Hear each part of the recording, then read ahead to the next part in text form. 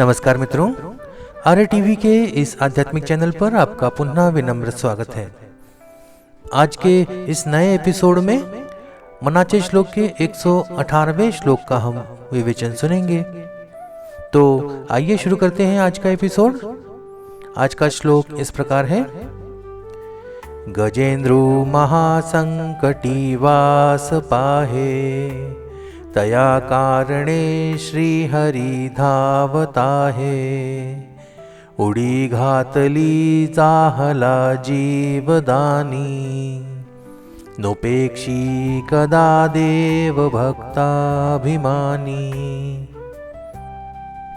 मराठी भावार्थ ऐकूया।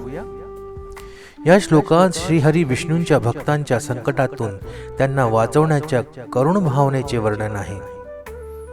गजेंद्र वहां कठीण संकटात असताना श्रीहरी त्याच्या मदतीला धावून जातात। गजेंद्र सापडलेल्या संकटाकडे पाहून श्रीहरी भक्ताभिमानी देव असल्याने तत्काळ त्याच्या रक्षणासाठी निघाले। त्यांनी गजेंद्रला जीवनदान दिले आणि भक्ताच्या भक्ती प्रेमाला कधीही नंतर न पाहिले। श्रीहरी भक्तांचा कधीच उपेक्षा करत नाही, हीच भावना या श्लोकातून प्रकट होते। हिंदी भावार्थ सुनते हैं। इस श्लोक में श्री हरि विष्णु की अपने भक्तों के प्रति अनुकंपा और करुणा का वर्णन है। जब गजेंद्र महान संकट में था, श्री हरि ने उसकी सहायता के लिए तुरंत प्रस्थान किया।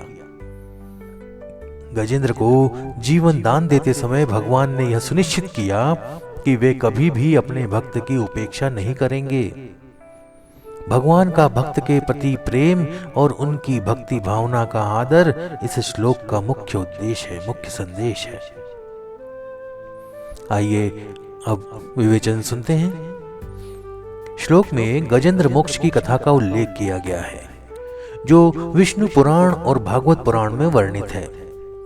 इस कथा का सार यह है कि एक भक्त चाहे किसी भी परिस्थिति में क्यों न हो, भगवान उसे कभी नहीं छोड़ते।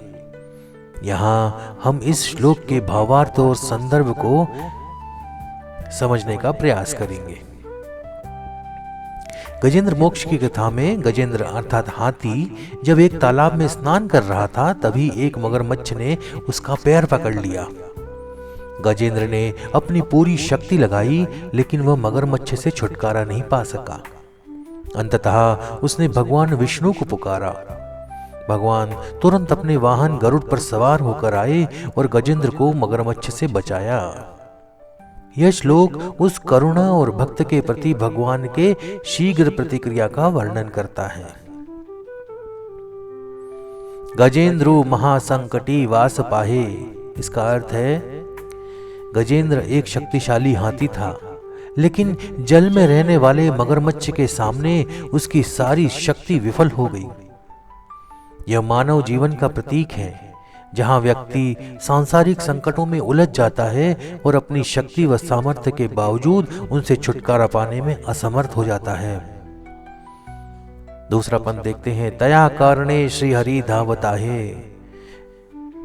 भगवान विष्णु गजेंद्र की पुकार सुनते हैं और तुरंत उसकी सहायता के लिए आते हैं। यह इस बात का प्रतीक है कि भगवान अपने भक्तों की रक्षा के लिए सदैव तत्पर रहते हैं। धावता है शब्द भगवान की शीघ्रता को दर्शाता है। यह इंगित करता है कि जब भक्त अपनी पूर्ण समर्पण भावना से भगवान को पुकारता है, तो भगवान उस पुकार का तुरंत उत्तर देते हैं। चौथा पद देखें। उड़ी घातली जाहला जीवदानी। इस पंक्ति में भगवान की तत्परता और उनकी करुणा का वर्णन है।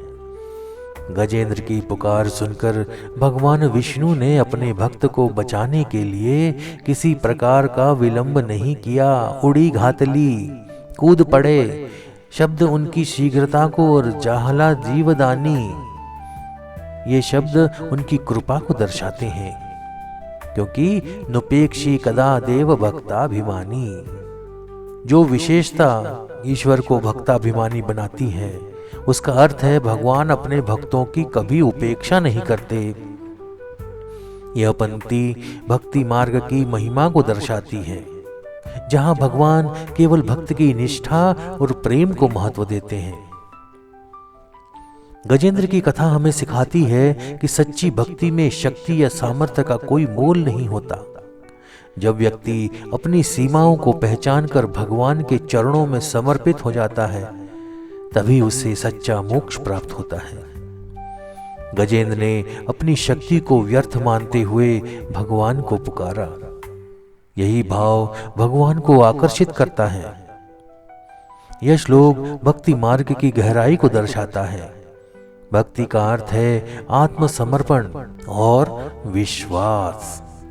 जब भक्त भगवान को अपने जीवन का केंद्र बनाकर उनकी शरण में जाता है तो भगवान उसकी रक्षा के लिए किसी भी हद तक जा सकते हैं।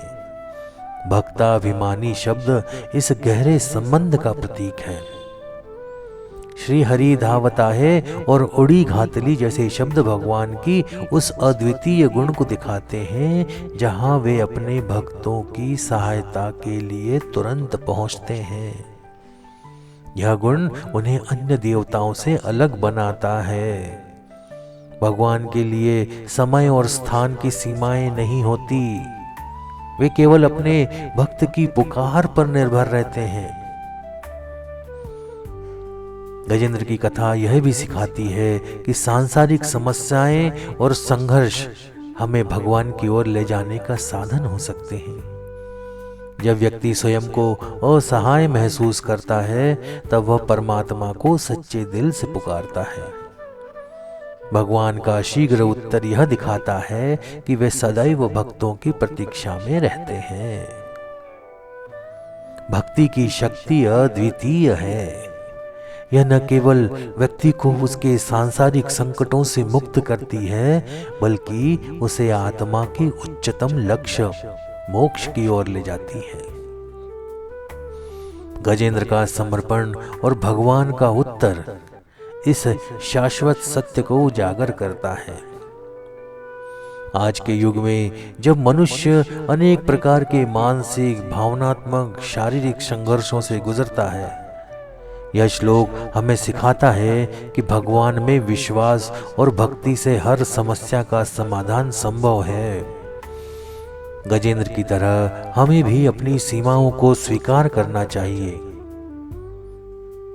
और भगवान की शरण में जाना चाहिए।